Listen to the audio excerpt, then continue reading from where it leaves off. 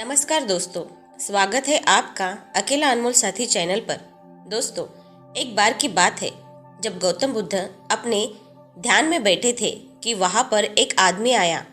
ये आदमी अपने आलसीपन से बहुत ही ज़्यादा परेशान था। आलसी आदमी गौतम बुद्ध से बोला, महात्मा जी, मेरी मदद कीजिए, मैं अपने आलस्य से बहुत ज़्यादा परेशान हूँ। आप ही कोई उपाय बताइए जिससे मैं आलसीपन से छुटकारा पा सकूँ।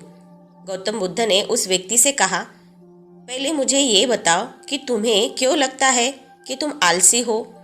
आलसी आदमी बोला, सिर्फ मुझे नहीं, मेरे परिवार वालों को और मेरे आसपास के सभी लोगों को ऐसा लगता है कि मैं आलसी हूँ। गौतम बुद्ध ने फिर उससे पूछा, क्या तुम जानते हो आलस्य होता क्या है? आलसी व्यक्ति बोला, नहीं, मैं नहीं जानता, किंतु मैं इतना ज़रूर जानता हूँ कि आलस्य बहुत बुरी चीज़ है।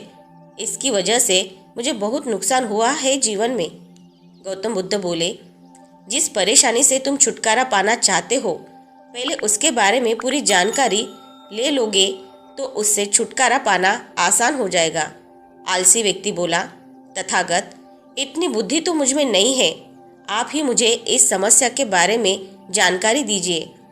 गौतम बुद्ध बोले, आलस्य एक मानसिक अवस्था है, एक विचार है जिसे जाने अनजाने में हम खुद ही जन्म देते हैं। आलस्य दो मूलभूत कारणों की वजह से ही जन्म लेता है, एक है शारीरिक और दूसरा मानसिक। शारीरिक कारणों में पहला कारण है गलत तरह का भोजन।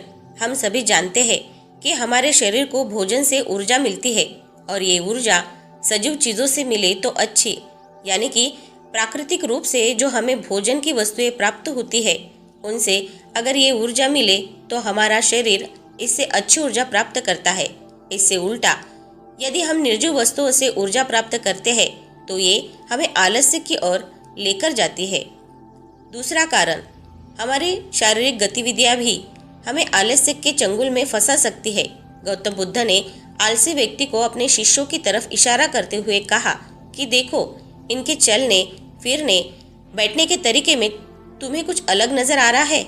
जब आलसी व्यक्ति कुछ समझ नहीं पाया तब गौतम बुद्ध ने उससे कहा, मेरे शिष्य जब भी बैठते हैं तो वे रीढ़ की हड्डी को एकदम सीधा रखते हुए बैठते हैं। चलते हैं तो उनके दोनों पैरों के बीच अच्छे से संतुलन बना रहता है और जब वे सोते हैं तो उनका शरीर एकदम शीतल रहता है। ऐसा करने से उन्हें रात्रि में एकदम सही तरीके से नींद आती है। आलसी व्यक्ति बोला, लेकिन नींद तो आलस्य का ही एक स्वरूप है। बुद्ध बोले, हाँ, अगर उसे ज्यादा मात्रा में लिया जाए तो। बुद्ध ने इस बात को आगे बढ़ाते हुए कहा, नींद कम मात्रा में लोगे तो तुम्हें अगले दिन थकान महसूस होगी और ऐसा करने से ज्यादा आलस्य शरीर में आएगा। नींद ज्यादा लोगे तभी यही परिणाम होगा। इसीलिए नींद को ना ज्यादा ना कम, एकदम सही मात्रा में लेना अति आवश्यक है। आलसी व्यक्ति बोला, हाँ, ये तो मैंने भी अनुभव किया है। बुद्ध बोले, अब मानसिक कारणों के बारे में जान लो। मानसिक कारणों में सबसे पहले है हमारी पुरानी गलत धारणाएं। अक्सर ऐसा होता है कि हम पहले जिन कामों में असफल हो चुके हैं, हमारे अंदर ऐसी भावनाएं बन जाती है कि हम उस काम में हमेशा असफल होते रहेंगे, जिस वजह से हमें उस काम को करने में आलस्य आता है। ऐसी धारणाओं से छुटकारा पाने का एकमात्र उपाय ये है कि हमें अपने मन को ये समझाना चाहिए कि पिछली बार हम जब उस काम में असफल हुए थे तो हम उसके बारे में जितना जानते थे, अब हम उस काम के बारे में उससे ज़्यादा जानते हैं, क्योंकि असफल होने के बाद हम उससे काफ़ी कुछ सीखे भी है। बुद्ध बोले, दूसरा कारण है आलसी और कामचोर लोगों की संगत। कई बार ऐसा होता है कि हम आलसी नहीं होते, मगर जिनके साथ हम रहते हैं हम उन जैसे बनने लगते हैं। इससे छुटकारा पाने का उपाय बहुत ही सरल है। कामचोर और आलसी व्यक्तियों से दूर रहो। ऐसे व्यक्तियों की संगत में रहो जो अपने काम को बड़ी लगन से करते हैं और तुम्हें कुछ सिखा पाए। गौतम बुद्ध ने तीसरा कारण बताते हुए कहा, यह कारण आलस्य के लिए सबसे बड़ा कारण है, काम को कल पर टालते रहना। ये कारण इतना शक्तिशाली है कि किसी भी व्यक्ति को बर्बाद कर सकता है। इससे बचने का सबसे आसान उपाय ये है कि जो काम जितनी जल्दी संभव हो उतनी जल्दी कर लिया जाए। गौतम बुद्ध ने आलसी व्यक्ति से एक सवाल पूछा।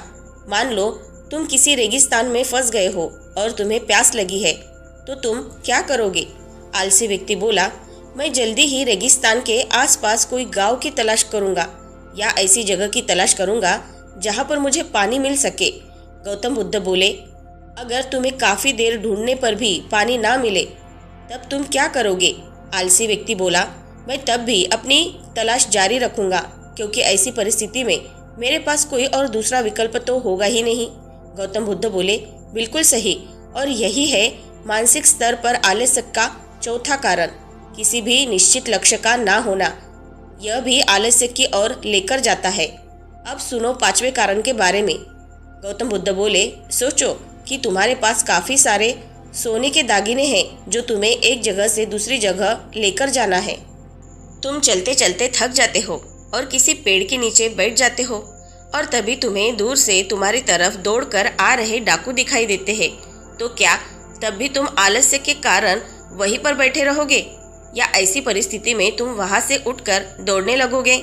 आलसी व्यक्ति बोला, जी, मुझे वहां से दौड़ना ही पड़ेगा, नहीं तो मेरी जान और सोने के दागिने दोनों खतरे में पड़ जाएंगे।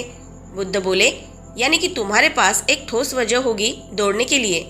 यही है आलस्य का पांचवा कारण, किसी भी काम के लिए ठोस वजह का ना होना। आलसी व्यक्ति महात्मा बुद्ध की बातों से संतुष्ट हुआ। वो बोला, महात्मा जी, मैं अब आलस्य के बारे में सब कुछ जान चुका हूँ, और अब मैं इन सभी कारणों पर काम करूँगा और अपने आलस्य को दूर भगा दूंगा। दोस्तों, आशा करती हूँ गौतम बुद्ध और आलसी व्यक्ति की कहानी आपको अच्छी लगी होगी, और इसे सुनने के बाद अब आप कभी भी जीवन में आलस्य नहीं करेंगे। दोस्तों, आज की ये शिक्षाप्रद कहानी आपको पसंद आई होगी, तो नीचे कमेंट बॉक्स में कमेंट करके हमें ज़रूर बताएं, और इस कहानी को अपने दोस्तों और परिवारजनों के साथ शेयर करना न भूलें। साथ ही हमारे अकेला अनमोल साथी चैनल को सब्सक्राइब ज़रूर से कर लें, और ऐसे ही मोटिवेटेड वीडियो को देखने के लिए हमारे साथ जुड़े रहें। और हाँ, अपना ख्याल ज़रूर रखें। मिलते हैं नेक्स्ट वीडियो में। धन्यवाद।